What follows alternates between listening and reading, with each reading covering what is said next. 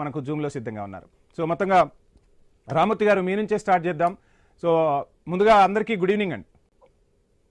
Good evening అండి. రామూర్తి గారు, ఏంటి మొత్తంగా సభ నిర్వహించండి, మా తడాకా ఏంటో చూపిస్తామన్న బీఆర్ఎస్ తోక ముడిచింది. 10 రోజులు కాదు 15 రోజులైనా సభ నిర్వహించడానికి మేము సిద్ధంగా ఉంటే, సో ఒక కారణాన్ని చూపి, ఒక అనివార్యమైన కారణాన్ని చూపి సభను బహిష్కరించేశారు. వీళ్లకు ప్రజల పట్ల చిత్తశుద్ధి లేదని చెప్పి కాంగ్రెస్ విమర్శిస్తున్న పరిస్థితి. ఏం చెప్తారు?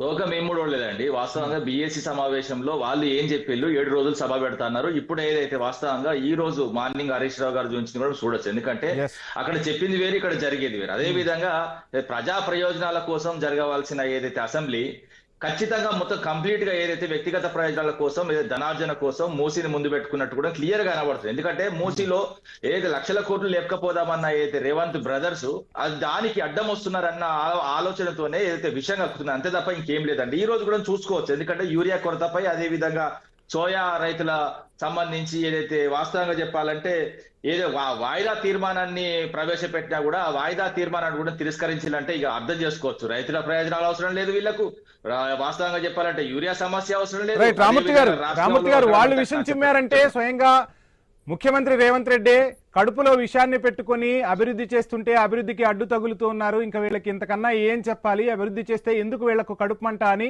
స్వయంగా అసెంబ్లీ సాక్షిగా ముఖ్యమంత్రి మీ పార్టీపై విమర్శలు గుప్పించిన పరిస్థితి. ఎవరు అభివృద్ధి చేసిందండి? 2014 ముందు అభివృద్ధి చేసిలా, వాస్తవంగా 2023 నుంచి అభివృద్ధి చేసిలా? ఎవరు అభివృద్ధి అయిందండి? ఇప్పుడు 2014 ముందు గోదావరి మీద, కృష్ణా మీద ఒక్క ప్రాజెక్టు కూడా కట్టనోళ్ళు, ప్రాజెక్టుల విషయంలో అన్యాయం చేసిన వాళ్ళు, తెలంగాణ యావత్తు ఏకమైతేనే కదా కొట్లాడింది. ఇప్పుడు గోదావరి మీద ఒక ఎస్ఆర్ఎస్పీ తప్ప ఇంకొక ప్రాజెక్ట్ కూడా లేదు. అదే విధంగా కృష్ణా మీద ఘోరమైన పరిస్థితులు. మేము వచ్చిన తర్వాత ఎన్ని ప్రాజెక్టులు కట్టుకున్నామో లెక్కలతో సహా చెప్తా. వాస్తవంగా చెప్పాలంటే తెలంగాణ అనాదిగా అన్యాయమైంది ఎవరితోనండి? చెలకలు, వాస్తవంగా తెలంగాణలో నిరలవారిన భూములు, చెలకలు, అదే విధంగా నీళ్లు లేక గోస, అదే విధంగా మన ఏదైతే మహిళలు బోరింగ్ల దగ్గరికి పోయి ఏదైతే వాస్తవంగా చెప్పాలంటే మొత్తం ఈ భుజాలు, అదే విధంగా మాడ ఏదైతే మొత్తం కాయలు కాసేది. అలాంటి పరిస్థితి కాలకాడికి నీళ్లు తీసుకొచ్చినాం. ఎన్నో కార్యక్రమాలు చేసినాం. అదే ఉత్తర తెలంగాణలో దాదాపు 20 లక్షల ఎకరాలకు కాళేశ్వరం కట్టి నీళ్ళు అందించినాం. 40 లక్షల ఎకరాలకు అయితే కాళేశ్వరం కట్టినాం. అదే విధంగా దక్షిణ తెలంగాణలో దాదాపు 10 లక్షల చిల్లర ఎకరాలకు మొత్తం తీసుకొచ్చినాం. దాదాపు మొత్తం, ఎందుకంటే ఈ బోరుబాయిల వ్యవస్థ మొత్తం పోయి, అదే విధంగా ఏదైతే మిషన్ కాకతీయ, అదే విధంగా ఏదైతే మొత్తం కార్యక్రమాలు రాష్ట్ర వ్యాప్తంగా తీసుకొచ్చి దాదాపు 9 లక్షల ఎకరాలకు అందించినాం. అలాంటి కార్యక్రమాలతో మేము ముందుకు పోతే ఎవరు అన్యాయం చేసిలాండి? ఇప్పుడు వాస్తవంగా చెప్పండి, వాస్తవంగా ఓపెన్ గా మాట్లాడుకుందాం. ఏదైతే వాస్తవంగా 2 సంవత్సరాల నుంచి తెలంగాణ సమాజానికి ఏం చేసింది చెప్పనండి. వాస్తవంగా ఫ్రీ బస్ తప్ప ఇంకేం చెప్పారు. ఫ్రీ బస్ కూడా వాస్తవంగా చెప్పాలంటే రోజుకు 10 కోట్లు కట్టాలి, దాన్ని కూడా ఆర్టీసీకి బుడ్డ ముంచిర్రు. ఇంకోటి ఏంటంటే ఏది లాభాలు నడిచే కార్గోను తీసుకపోయి అయితే రేవంత్ రెడ్డి బ్రదర్స్ కప్ప చెప్పిళ్ళు. అది బ్రహ్మాండంగా దోపిడీ నడుస్తున్నది.